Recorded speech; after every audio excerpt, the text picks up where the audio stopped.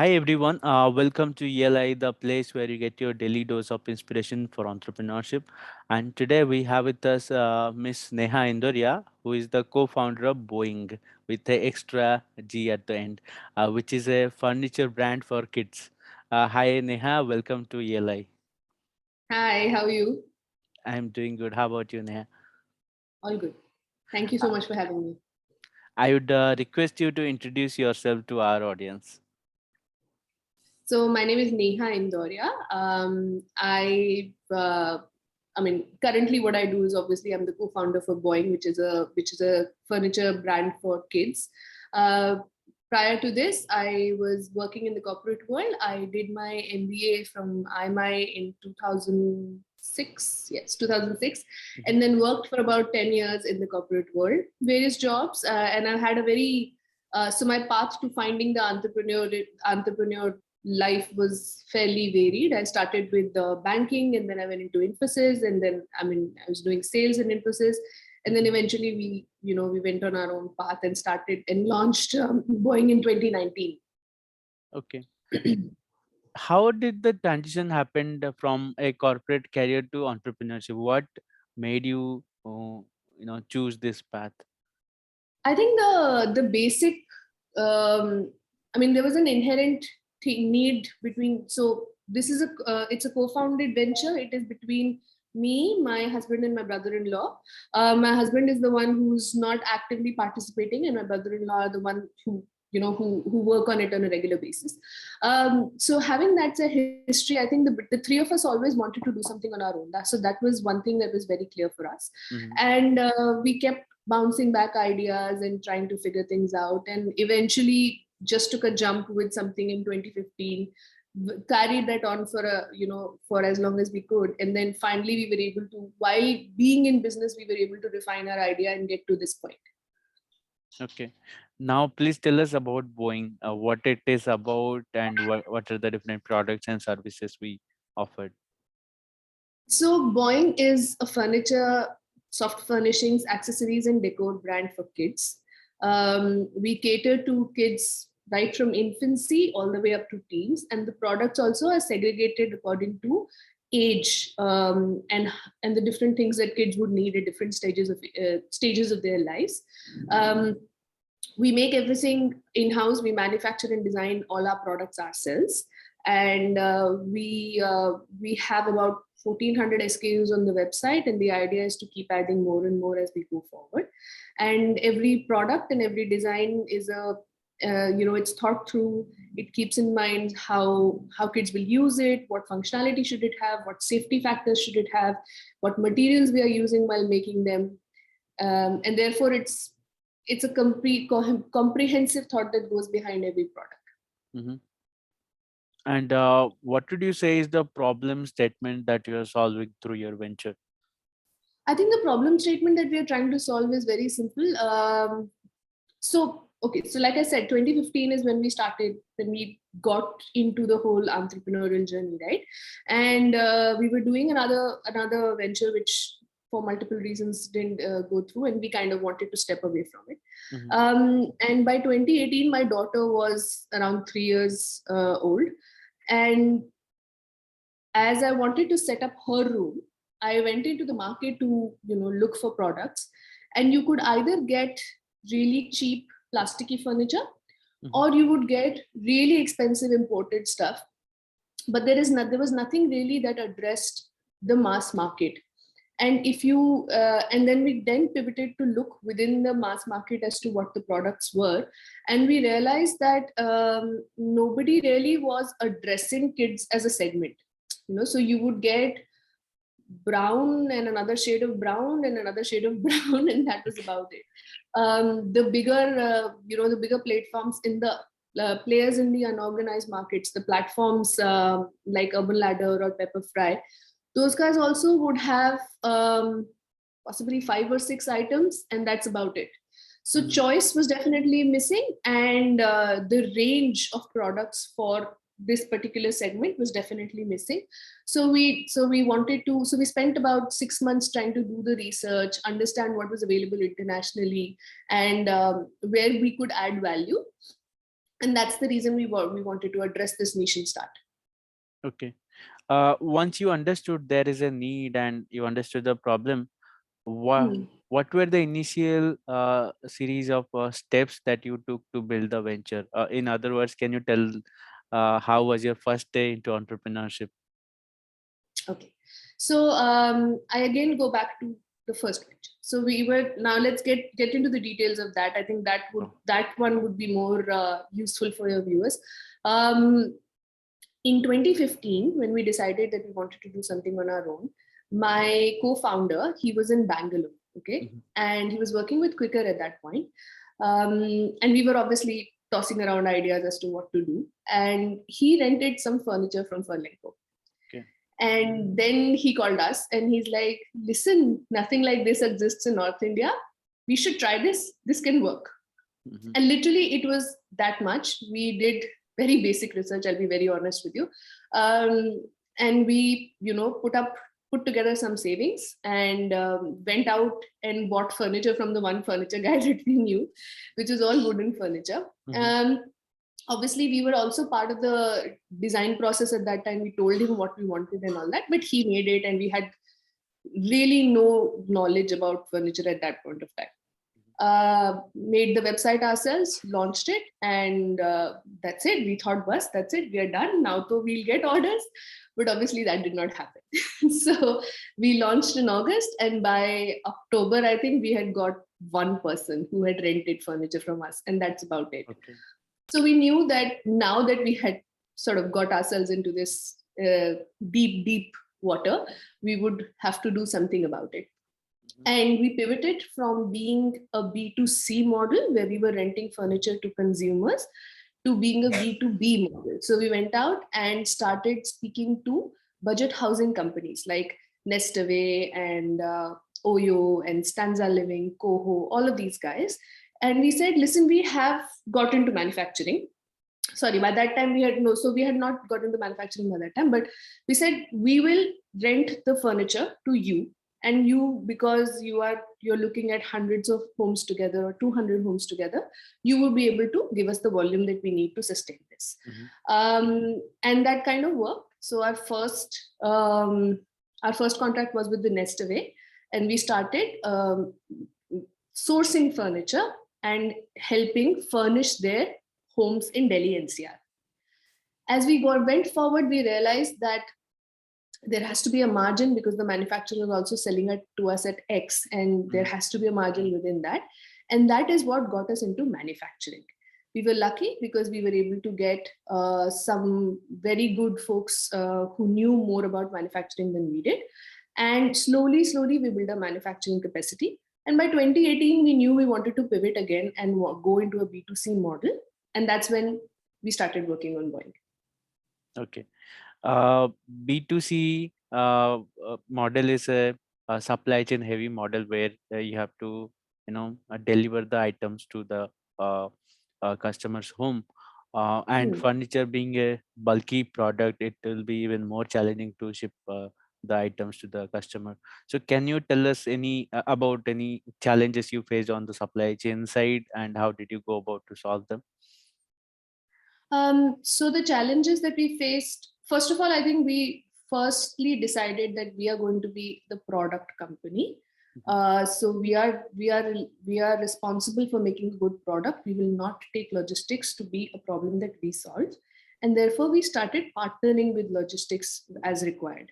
Um, but even before that, we tested our product on platforms. So we went to Pepperfry and we went to other platforms where all we had to do was list and they were taking care of the logistics. In that model, what we also understood is that we have to flat pack everything because, like you said, furniture is very bulky.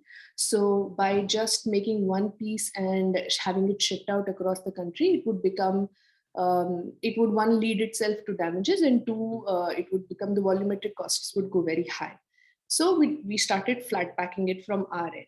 And what that helped also was the challenges would be that something has been shipped to Bangalore now, or Mumbai, and one piece has a problem. Mhm. So by flat packing it and by having separate pieces, it also helped us by just changing that one piece which has a damage instead of having everything returned back to us. Then obviously we understood what kind of quality board to use by doing this. There was some, some early learnings in that in terms of what board works and what doesn't. Okay. Since you mentioned that you are a product company, most product companies bother about product market fitment or acceptance from the market. So, Hmm. when would you say you achieved that acceptance from the market, and when you started receiving good amount of orders just because of the fitment of the product? See, firstly, I think good amount of orders never happens. Okay, we are always dissatisfied with the number of orders that we get. Having said that, what we did was that we spent the first year not focusing on directly supplying from our website. We focused the first year on the platforms, and that helped us figure out the acceptance of the product, the acceptance of the price at which we were selling the product, Mhm. and also helped us identify which categories worked and which are the categories where we need to introduce more products. So, for instance, when we started initially, we didn't launch bunk beds because we thought bunk beds are expensive. People are excited about bunk beds, but nobody will really buy it. And as things stand today, one bunk bed, I mean, a bunk bed is one of our hero products. Mhm. People do buy it, they love buying it. So those learnings, by staying on platform and not going, trying to do exactly, buy through our website directly in the first go, it helped us understand the market more. Okay. Uh, and tell us a bit about the dynamics of the market in terms of how aware the consumers are about these line of products, what is their behavior, and what sort of players are there who are selling such products. Okay. See, first of all, this is more often than not, this is a need based product, right? You have kids, you will need a bed for them, you will need a study table for them, you will need some level of storage to store their stuff, the toys and everything. So the need exists in the market. Now the idea is to educate customers, and that's what we are doing, in terms of saying that products that you buy don't necessarily have to be bad quality or bad looking, and therefore we are trying to create a brand which people are happy to have in their home or in their kids room. Mhm. Towards the second part of your question, in terms of sorry, could you repeat the second part of your question? I think I missed that. So, anything on the dynamics on the of the market? So, you can talk about the existing players in the market and how the consumers are searching for the product. What is their level of awareness about the product Sure. categories? So need creates search, and then based from the search, we need to make them. Our job is to make them more and more aware about our presence in the market. When it comes to market dynamics, there is basically not too many players who are focusing on kids at the moment, which is obviously helpful to us, but also makes our job a little harder because we have to now create the market before we can get people to be interested in us specifically. Mhm. Of the present of the market players that do exist, there are more players who are importing furniture from outside, and therefore are not able to offer customization the way that we are. So we offer customization on our products, which, because we manufacture them ourselves, we are able to do it. And in terms of the dynamics of the market, it is definitely changing, and more focus is coming towards kids. So even platforms have their house brands, like Pepperfry has a house brand called Mollycoddle, Mhm. which is focused on kids. And we were the first ones who got listed on Urban Ladder as our own brand. So Urban Ladder also is, putting more and more attention towards kids as a brand. Alex Daisy is another brand that has been in the market for a very long while. So the market is developing, and we're grateful for it because it brings more attention towards what's happening. What are the different challenges that you have faced along the way while building and growing this venture? uh, multiple. But I would say that I think the biggest challenge that we have had is this perception that people have that, oh, no, no, this is expensive. Who will buy it for kids? And I think it comes from two places. First is that people tend to bracket products in either high or low, and Mhm, nobody really understands that there is this whole big piece in the middle, which is the mid premium, mass premium sort of segment, where if you price it in that segment, and obviously you have to be competitive, so you can't be like outpricing everybody in every place, but if you focus on creating products for the mass market, people will start people do realize when there is a value addition, and they're willing to pay that little more extra for a product that they truly like, or they have been, or the brand has been able to convince them that it is a value addition. mhm. So I think that has been the biggest challenge as yet. When you are a product company, you operate at scale, and while scaling up, you tend to come across some growth hacks that work really well for you. So, can you tell us if any growth hacks that you have discovered along the way which has worked well for you?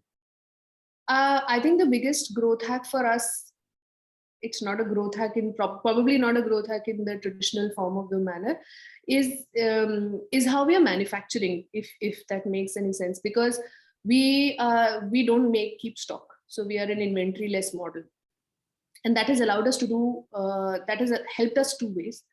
First, it allows us to create more and more and more products. We are never confined by our portfolio or our catalog, Mhm, so we always have something new to show to the customer. And at the back end, from the manufacturing perspective, we are able to save costs on real estate. We're able to save costs on, inventory, making the stock, keeping the stock, and dead stock. So if you can call it a growth hack, I think that the pivoting away from traditional manufacturing methods, where you would have 10 products in the catalog and you would make inventory and keep stock, that has been extremely beneficial for us. okay. In my opinion, entrepreneurship is a demanding job and demanding lifestyle as well. And as an entrepreneur, where you are expected to stay energetic all the time. However, there would be times when you feel tired, restless, or you lose focus entirely. How do you manage such situation, and how do you come back? Uh, they happen more often than you would like to. It is human nature. Yeah, you can't go on all the time at 100%. Um, my personal hack for that is that I keep telling myself that if I just show up, that's 50% of the job done. Hmm. So I think that's the biggest thing. I mean, you don't have to be functioning at 100% all the time, but you have to show up. That's it. That's all you have to do. You just have to like get up, get out of bed, and go to office. And once you are there, when problems present themselves and there is nobody else to solve, if you are the person who's going to solve them, then you will get into the process of solving them as well. But by not showing up, you have definitely lost the battle I and the think that war. is an interesting perspective. Very interesting. Um, uh, can you tell us how do you manage your time? How does a typical day's calendar look for you? So my time also gets distributed over the day, because I have a young daughter who Mhm, I mean, I have to manage my life around her as well. mhm, But typically we're slightly early risers. We get up around 6:30. The mornings are generally for her, and then I am in office by 8 9 o'clock, and then I try to work from 9 to 3 to 4 o'clock, and then I have to go back to look after my daughter. So I give her some time in the evenings around 4, between that, and then at night I go back to catch up for whatever else was left, mhm. and then you start it all over again. Okay. Um, as an entrepreneur, you tend to also go through some failures uh, throughout your journey. So, can you tell us some hard failures that you went through and it was little difficult to bounce back? I mean, I think it's never difficult to bounce back, because if you tell yourself that it's difficult to bounce back, you're not going to bounce back. So that's on it being difficult. And every failure is hard, yeah, because the first time we tried to go out to raise funding, we faced some issues. We did not get the kind of deals we thought we will. We were not able to get the kind of people that we wanted to talk to. And I think that, that kind of puts you back to saying, do you even know what you're doing?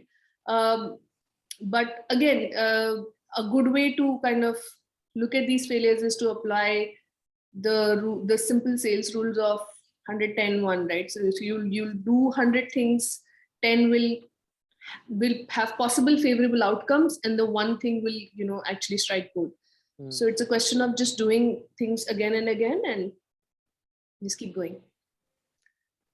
A big part of entrepreneur's life is to hire people and onboard people into the venture. So, can you Sure. tell us when you go for hiring, what kind of people do you look for who can help you to build your venture? um So I think that's a learning that we are still also, I mean, we are also learning how to hire. And I'll be very honest that I think hiring is one of the toughest part of being an entrepreneur, because you can make it yourself, you can do whatever you can by yourself, but obviously trusting your company with somebody else's hand is difficult. Hmm. The things that we look for when we are hiring people is, one, an intention to do work. It shouldn't be qualified. And obviously, because we are very at a very young stage right now, but we don't qualify work as, the person who's coming on should not say, I will do this and I will not do this and I will not do that. The intention should be that we are going to build this together. So are we I'm going to put in all my effort to do whatever is required to do that. That is one. The second is honesty. It's difficult to gauge that in interviews, but we go more on our instinct, and the way that we people respond to it. And the third is loyalty, so which obviously once the person has come in, you will start understanding that. So if you can get people to believe in what you are doing, and they understand why you're doing it and why you're doing what you're doing, they will, and they are willing to work whatever you want for that, then loyalty will also come through. And honesty is very, very important. You can't do it without it. What would you say is the meaning of entrepreneurship for you? How would you define the term entrepreneur? It's a deep question, yeah. um, I think I would define it as being able to do something on my own or on our own, um, and being able to create something out of nothing. Honestly, I think that's the biggest bit about being an entrepreneur, to say that this did not exist last year or last month, and now it exists, Mhm. and I did it. So that's what it is for me, to to to make an idea come to life. Okay. My final question for you, tell us Sure. about the lessons that you have learned as an entrepreneur, which we can take away and apply to our ventures or our lives as well. um, be humble. I had to do a lot of learning in that. Don't lose your cool. there'll be there'll be a lot of um there'll be a lot of problems coming your way, but if you lose your cool, then you're not able to do much with it. Mhm. And always be open to learn new things, because there's, whatever you know is only 10%. That is so true. So on this note, I think we have come to the end of the discussion. Thanks for your time, Neha, Thanks and so our much. best wishes Thanks. for Boeing. Thank you so much. And I hope I've inspired some people today. Absolutely. All right. Thank you. Have a nice day.